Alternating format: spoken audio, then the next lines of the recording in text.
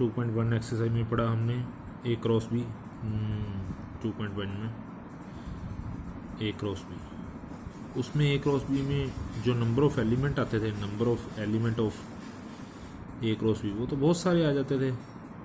ए cross B मान लो ए के अंदर एलिमेंट आपके पास 14 एलिमेंट्स हों, इसी तरह बी में भी अगर 14 एलिमेंट्स हों, तो मैंने अगर आपको ए क्रॉस बी निकालने को बोल दिया तो ए क्रॉस बी में तो फिर number of A into number of B element ही बनते हैं। नंबर ऑफ़ ए मतलब नंबर ऑफ़ ए अगर 14 एलिमेंट है और उसमें 14 है, तो आपको number of A cross B में 14 इंटू 14 यानी कि 196 पेयर बन जाएंगे। हम इतने पेयर थोड़ी बनाएंगे। तो ए क्रॉस बी में अब इतने सारे पेयर से पीछे हटने के लिए एक नया प्रोग्राम रिलेशन लगा दिया गया 2.2 एक्सरसाइज में। रिलेशन कैसा होगा? रिलेशन आर नाम से दिया जाएगा। रिलेशन में भी पेयर ए बी टाइप के ही आते हैं, पर कुछ रिलेशन लगा दिया जाएगा। लाइक यहाँ पे रिलेशन लिख दिया ए इज लेस दैन बी होना चाहिए, ए और बी के बीच में एक रिलेशन लगा दिया, या ऐसा कुछ लिख दिया A is greater than B होना चाहिए, या कुछ ऐसा लगा दिया कि ए प्लस बी 5 होना चाहिए। ऐसा कुछ भी रिलेशन लगा के दे सकता है आपको। तो ये रिलेशन लगाने से आपके जो ए क्रॉस बी में एलिमेंट जितने भी बहुत सारे पेयर बनने थे, अब वो सिर्फ इस रिलेशन के अकॉर्डिंग ही आपको लगा के देने हैं।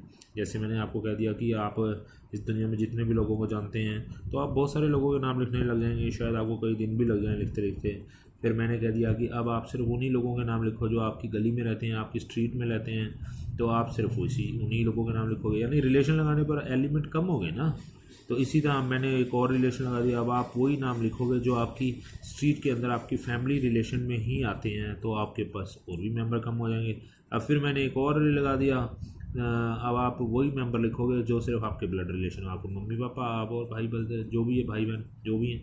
तो इसका मतलब रिलेशन में एलिमेंट पेयर कम होते जाते हैं। ये रिलेशन जो भी लिखा हुआ मिलेगा आपको, एक्सरसाइज के सम पढ़ेंगे हम लोग, उसमें जैसा भी लिखा हुआ मिलेगा हम लोग सभी पढ़ेंगे, ठीक है।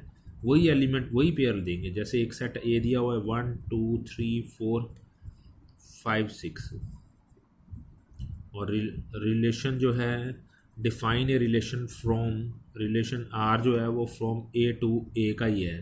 मतलब ए का ए के साथ ही रिलेशन है, ए का बी के साथ नहीं है। यानी कि आपका जो दूसरा सेट है, इसको ऐसे भी लिखा जा सकता है R such that A to A. यानी आपके जो रिलेशन में पेयर बनेंगे ना, ए बी टाइप के लिख लो या एक्स वाई टाइप के लिख लो, उसमें एक्स भी आपका ए से बिलोंग करेगा और वाई भी आपका ए से ही बिलोंग करेगा। उन्होंने बोला है relation from A to A, यानी आपका एक्स भी ए से बिलोंग कर रहा है और वाई भी ए से बिलोंग कर रहा है। और रिलेशन क्या लिखा हुआ है? रिलेशन ये लिखा हुआ है Y is equal to X plus 1, ठीक है। ये रिलेशन के अकॉर्डिंग ही आपको अपने आंसर लगाने हैं। अब एक्स की वैल्यू आप क्या क्या डालोगे? जो ए से कनेक्ट है।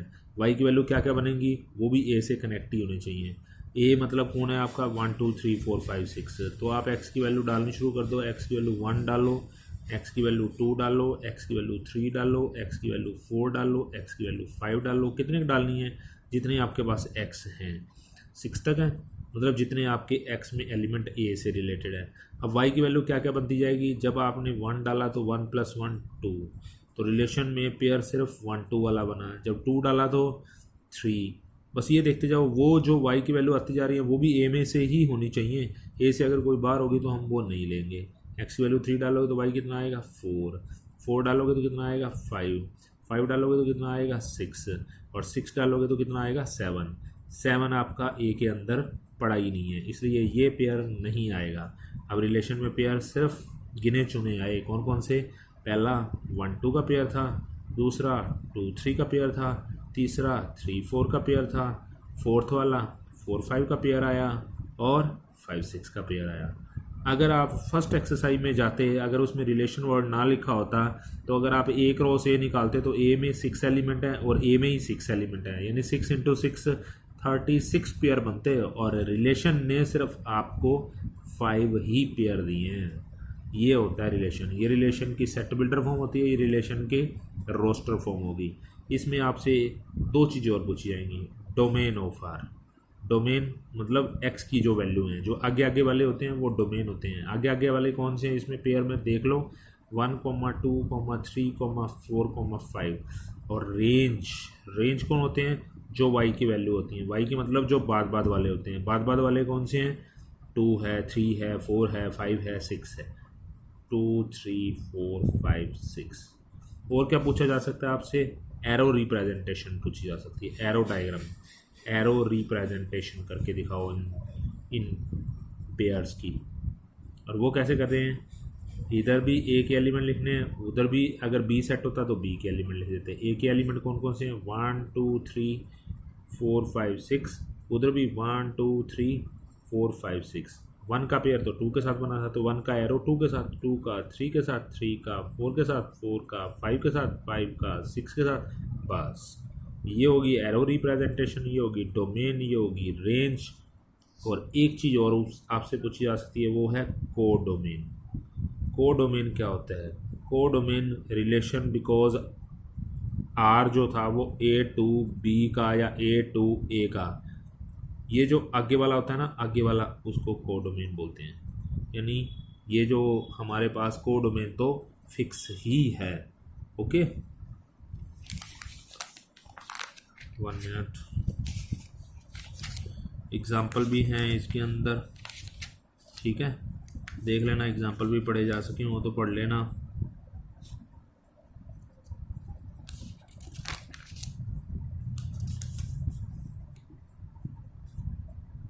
हाँ, ये रहा, एक चीज़ बता रहा हूँ।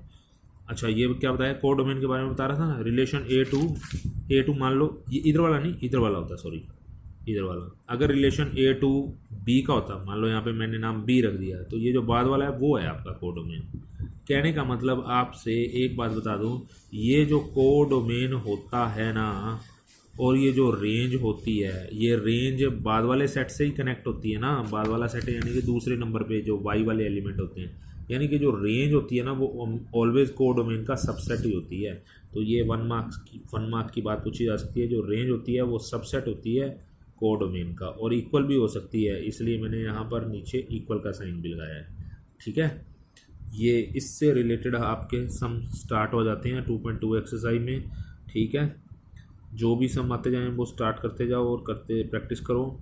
2.2 का एक सम और देख लो, रिलेशन। वो सेकंड सम वैसे ही है, बस एक्स की वैल्यू पुट करते जाओ, वाई की वैल्यू निकलती जाएंगी। ठीक है ना। इज़ 1/4 ऑफ, जैसे एक क्वेश्चन में सिर्फ इतनी सी वर्डिंग लिखी है, इज 1/4 ऑफ। फोर्थ क्वेश्चन में रिलेशन लिखा है इज, ऐसे ब्रैकेट में, इज 1/4 ऑफ। 1/4 ऑफ का मतलब हो गया इज 1/4 ऑफ, सिर्फ इतना लिखा हुआ है। तो आपने इसको अच्छी तरह जरूर लिखना है।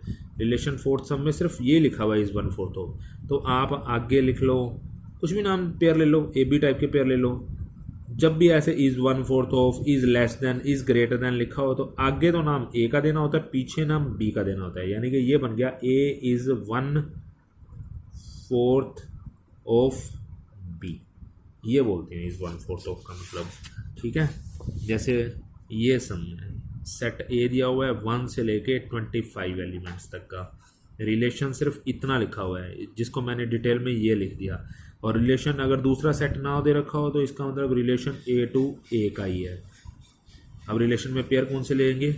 जो जिसमें एज होगा, यानी कि जो पहला एलिमेंट होगा वो 1/4 होगा दूसरे एलिमेंट का। दूसरा एलिमेंट मतलब वो भी सेट ए से ही लेना है।